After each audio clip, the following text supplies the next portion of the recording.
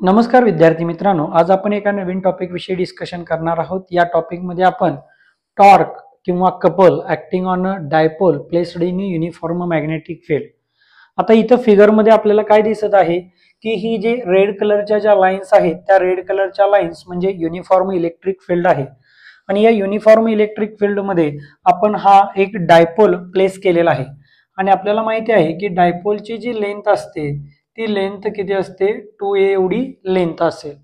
म्हणजे आता थोडक्यात काय की सपोज या बाजूला पॉझिटिव्ह पोटेन्शियल आहे, या बाजूला निगेटिव्ह पोटेन्शियल आहे, तर इलेक्ट्रिक फील्ड लाईन जे आहेत त्या पॉझिटिव्ह कडून त्या ठिकाणी निगेटिव्ह कडे जाणार आहेत आणि त्याच्यामध्ये जर हा आपण डायपोल या ठिकाणी पकडला आणि या डायपोलला जर समजा आपण थोडंसं जरी प्लेस त्या ठिकाणी डिस्प्लेस केलं तर तो डायपोल जो आहे तो त्या ठिकाणी काय करेल, अशा पद्धतीचं ऑसिलेशन करणार आहे। म्हणजे थोडक्यात जर आपण हे कन्सिडर केलं तर या बाजूला एक फोर्स लागत आहे आणि या बाजूला फोर्स लागतोय, किंवा इथं जर आपण असं बघितलं तर एक फोर्स या बाजूला लागतोय, एक फोर्स या बाजूला लागत आहे। म्हणजे दोन्ही बाजूला जो इक्वलंट अपोजिट फोर्स आहे त्या इक्वलंट अपोजिट फोर्सलाच आपण त्या ठिकाणी काय म्हणत असतो, टॉर्क म्हणतो किंवा त्यालाच आपण कपल असं म्हणतो। आता आपल्याला तेच कॅल्क्युलेट करायचं आहे की किती या ठिकाणी टॉर्क ऍक्ट होत असतो। आता बेसिक जर आपण बघितलं तर आपल्याला काय माहिती आहे बघा, टॉर्क म्हणजे काय असतं तर ते फोर्स इंटू परपेंडिक्युलर डिस्टन्स आहे। टॉर्क म्हणजे फोर्स इंटू परपेंडिक्युलर डिस्टन्स, म्हणजे इथं आपल्याला सगळ्यात अगोदर फोर्स कॅल्क्युलेट करावा लागेल आणि त्याच्यानंतर परपेंडिक्युलर डिस्टन्स हे कॅल्क्युलेट करावं लागेल। आता या फिगर मध्ये जर बघितलं तर इथं पॉझिटिव्ह चार्ज आहे आणि या बाजूला निगेटिव्ह चार्ज आहे आणि ज्या वेळेला याला आपण डिस्प्लेस करू त्यावेळेला हे पॉझिटिव्ह या निगेटिव्ह साइड कडे अलाइन व्हायचा प्रयत्न करेल, हे निगेटिव्ह या पॉझिटिव्हच्या बाजूला अलाइन व्हायचा प्रयत्न करेल आणि तो डायपोल स्वतःला या डायरेक्शन मध्ये स्थिर करून घेण्याचा प्रयत्न करेल। मग या आणि या फोर्स मधलं जे परपेंडिक्युलर जे डिस्टन्स आहे ते या ठिकाणी आपण डी कन्सिडर केलेलं आहे। आता सगळ्यात अगोदर आपण फोर्सची व्हॅल्यू लिहून घेऊयात। फोर्स किती आहे बघा, force is equal to F is equal to, हे आपल्याला माहिती आहे की इलेक्ट्रिक फील्ड मुळे चार्ज वरती किती फोर्स अप्लाय होतो तर तो असतो क्यू इंटू ई एवढा। हे झालं या ठिकाणी फोर्सची व्हॅल्यू। नंबर 2 आपल्याला काय पाहिजे बघा, परपेंडिक्युलर डिस्टन्स। आता परपेंडिक्युलर डिस्टन्स कॅल्क्युलेट करण्यासाठी आपल्याला या ठिकाणी हा एक ट्रायंगल कन्सिडर केला।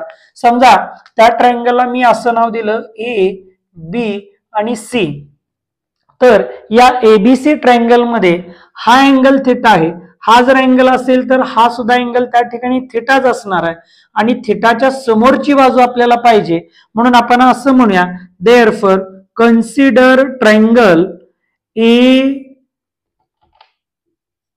एबीसी। या एबीसी ट्रायंगल मध्ये इथं sine theta is equal to किती असेल बघा, साइन थिटा म्हणजे समोरची बाजू डी डिवायडेड बाय हायपोटेनस, म्हणजे तो किती आहे 2a एवढा आहे।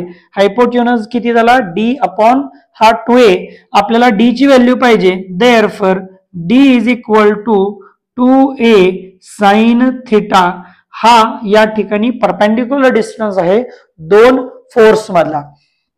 या ज्या व्हॅल्यू आहेत त्या व्हॅल्यू आपण इक्वेशन 1 मध्ये पुट करूया, याला म्हणूया इक्वेशन नंबर 2, याला म्हणूया इक्वेशन नंबर 3 आणि असं म्हणूया therefore put values of equation 2 and 3 in equation 1।